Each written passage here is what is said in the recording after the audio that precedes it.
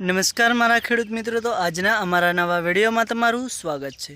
તો મારા બધા ખેડૂત ભાઈઓનું દિલથી સ્વાગત કરું છું આજના અમારા નવા વિડીયોમાં। અને હવે આજે આપણે વાત કરીશું કપાસની ખેતીની અંદર સૌથી વધારે કપાસનો જે છોડ હોય છે એની અંદર વિકાસ સારો થાય અને બીજું કે બાજ પણ વધારે આવે। તો કે કપાસની ખેતીની અંદર જે આપણે બાજ આવે છે એ વધારે થાય, વધારે બાજ બેસે અને વધારે ઉત્પાદન આપે, એના માટે આપણે કયું ખાતર અને કઈ દવાનો છંટકાવ કરવાથી ખેડૂતને ફાયદો થાય છે અને કપાસની ખેતીમાં વધારે આપણને બાજ જોવા મળે છે। તો સૌથી પહેલાં હું મિત્રો તમને બતાવીશ અમારા જે ખેતરની અંદર કપાસનું વાવેતર જે કરેલું છે એ। તો તમે જુઓ, આ જે પાછળનો ભાગ તમને જોવા મળી રહ્યો છે કે આ છે અમારો કપાસ, અને આજે આ કપાસની અંદર આપણે બાજની દવાનો છંટકાવ કરવાનો છે। એટલે કે ઘણાની દવાઓ આવતી હોય છે માર્કેટની અંદર, ઘણી એવી અલગ અલગ કંપનીઓની દવાઓ પણ આવતી હોય છે, અને ઘણા બધા એવા ખેડૂત ભાઈઓ પણ હોય છે કે જેને અલગ અલગ દવાઓની અંદર અલગ અલગ ખેતી ઉપર રસ હોય છે। અમુકને એવું હોય છે કે કપાસની ખેતીમાં બાજ માટે આ કંપનીની આરી દવા વપરાય, અમુકને એવું હોય કે આના માટે આ દવા યોગ્ય છે। તો હવે આપણે જે અમારા આ કપાસની અંદર અમે જે દવા વાપરીએ છીએ એ જણાવીશું। તો સૌથી પહેલાં તમે જુઓ કે આ અમારા કપાસની અંદર જે ડાળ્યો છે અને કપાસના જે છોડ છે એ કેવા છે અને એની અંદર બાજ તમને અત્યારે કેવો જોવા મળે છે, તો હું તમને બતાવું છું।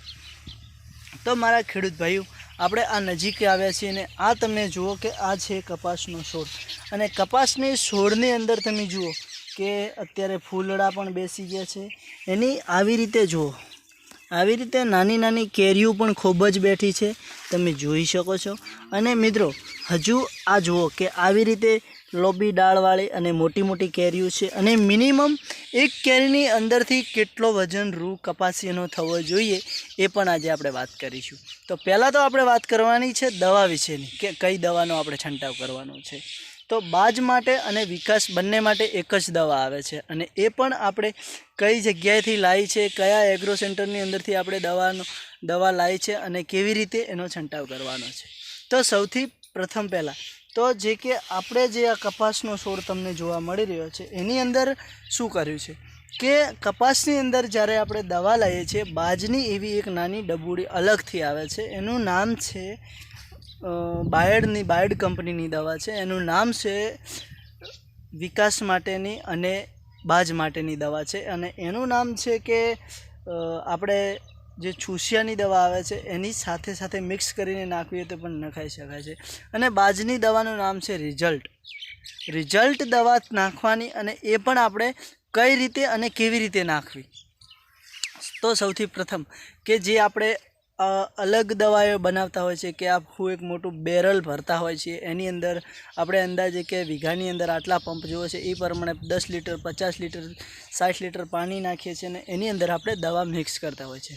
તો ના મિત્રો, અમે એવી રીતે દવા નથી નાખતા। કેવી રીતે કે આપણે જે 20 લીટર ને 15 લીટરનો જે પંપ આવે છે, પંપની અંદર આપણે પાણી નાખીએ છીએ, અને એક પંપની અંદર 45 થી 50 ગ્રામ દવા એક પંપની અંદર નાખીએ છીએ, અને પંપથી આપણે જે હેન્ડલ મારવાનો જે પંપ આવે છે એ પંપથી આપણે દવાનો છંટકાવ કરીએ છીએ। અને આવી રીતે મિત્રો ખેડૂતોને ફાયદો થાય છે, અને અમે પણ આવી રીતે ખેતી કરી છે, અને અમને આવી રીતે આવક મળે છે, અને આવી રીતે દવાની છંટકાવ કરવાથી ખેડૂતોને ફાયદો થાય છે, અને અમને પણ આવો ફાયદો થતો હોય છે। તો આ તમે જુઓ કે આ છે અમારો કપાસને, અમને કેવો વિકાસ છે, અમારા કપાસની અંદર કેવો વિકાસ છે તમને જોવા મળી રહ્યો છે।